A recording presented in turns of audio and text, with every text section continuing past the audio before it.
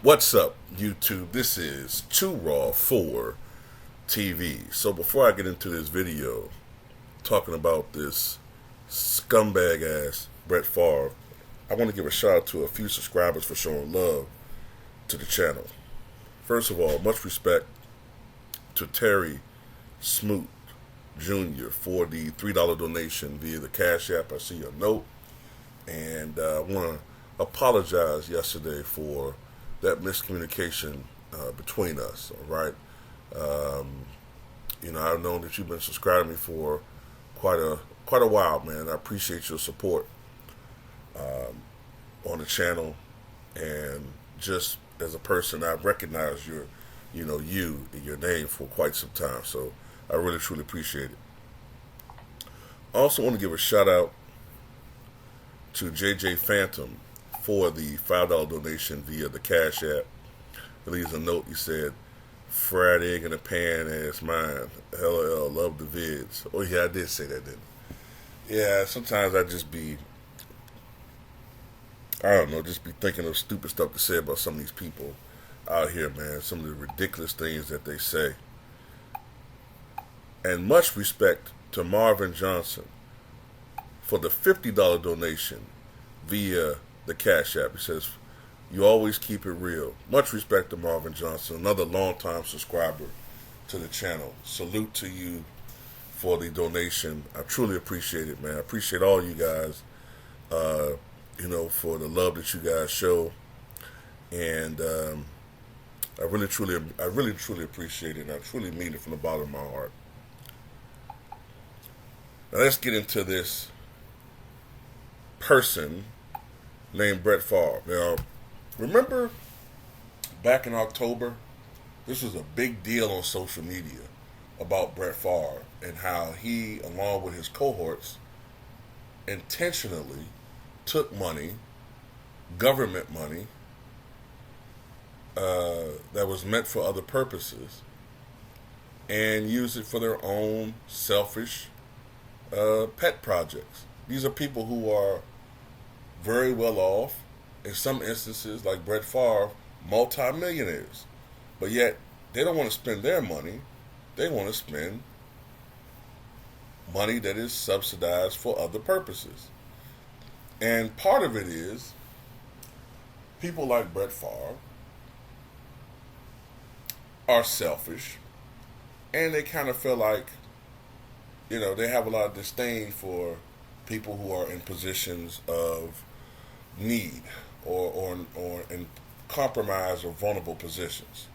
Ebenezer Scrooge ass motherfucker over here, you know what I'm saying? But anyway, I'm going to put a link to this article in the pinned comment in the comment section below, and it says that text messages show that Brett Favre knew he was receiving public funds in the $77 million Mississippi welfare fraud scandal and tried to hide that fact. And this comes from the state auditor who was being sued by the retired quarterback for defamation. So it says, Brett Favre was concerned about the public learning he received federal funding for personal projects and hoped to keep that information confidential. According to text messages the Hall of Fame quarterback allegedly wrote, which are included in the latest filing in his legal battle with Mississippi and state auditor Shad White.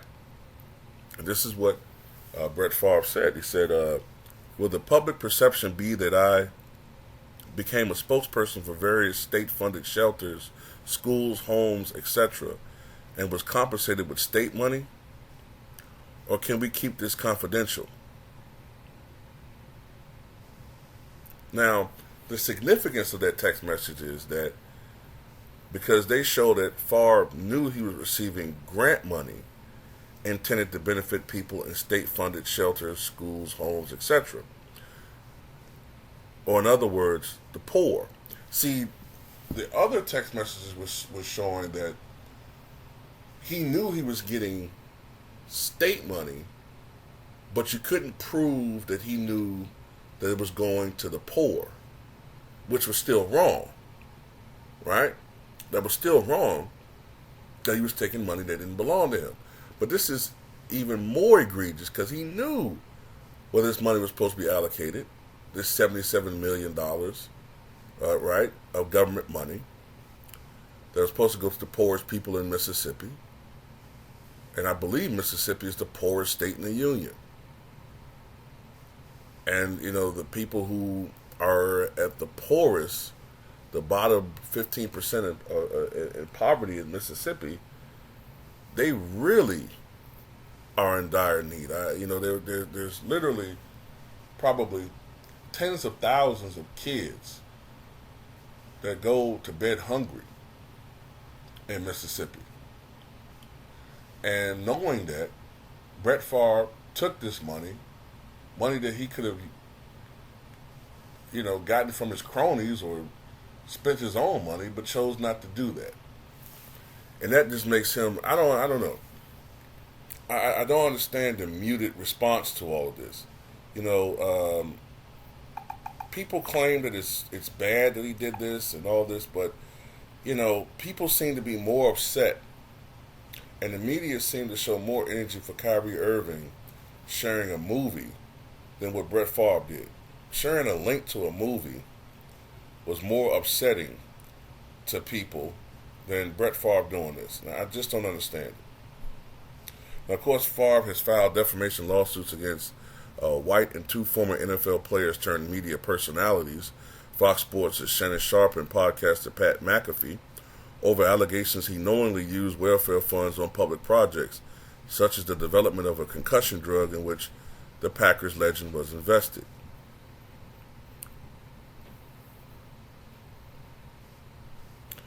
In one text message, Favre asked about the, quote, brick and mortar issue, which the filing describes as his attempt to skirt a rules prohibiting the use of welfare funds on construction projects such as the volleyball arena at Southern Mississippi. Now, the 53-year-old Favre has not been charged in the $77 million welfare fraud case, which has already resulted in several guilty pleas, and he has repaid the $1.1 million he received for no-show speaking gigs and radio ads. However, in December, Mississippi issued a new $5 million demand as part of its lawsuit against Favre, saying he used anti-poverty funds to pay for a volleyball arena at his alma mater, the University of Southern Mississippi. The scandal is Mississippi's largest ever public corruption case and involves millions in federal welfare being squandered on projects supported by some of the state's wealthiest and well-connected citizens, including Favre. I don't understand this. I don't understand why he's not being charged. The man misspent apparently millions of dollars that were supposed to go somewhere else and knowingly did it. And he receives no criminal punishment whatsoever. It doesn't make any sense whatsoever to me. But that's what is so unfair about this system. Brett Favre gets to misspend and misuse knowingly millions of dollars that are supposed to go to the poorest people in the state of Mississippi.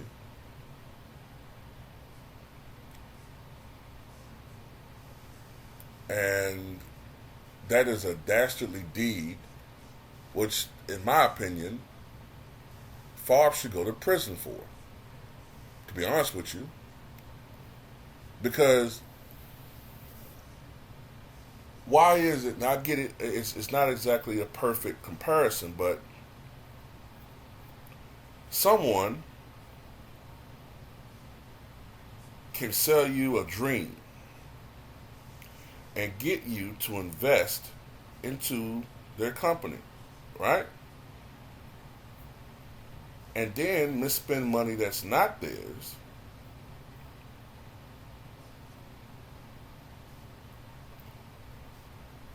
in some Ponzi scheme, and they will go to prison for a long time. That's misuse of money that's not theirs. Brett Favre is misspending government-issued money, which is generally, when you kind of look at it, isn't it sort of taxpayer money? Right? I don't understand why people aren't more upset about this. Isn't this taxpayers' money? So people get upset. Let me get this straight.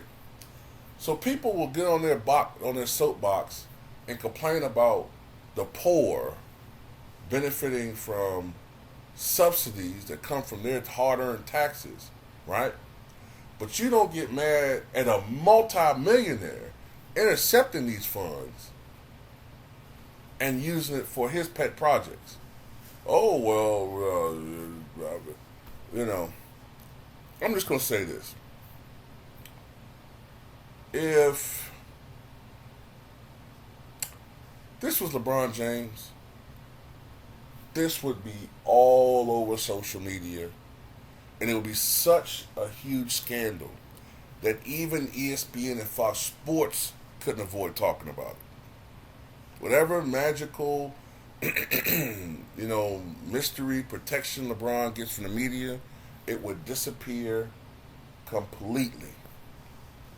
Why? Because the story would be too fucking juicy. It'd be too juicy. They'll be like, look, we can't sit on this. We can't sit on this one, LeBron. Well, fuck it. You got to sacrifice your ass on this one.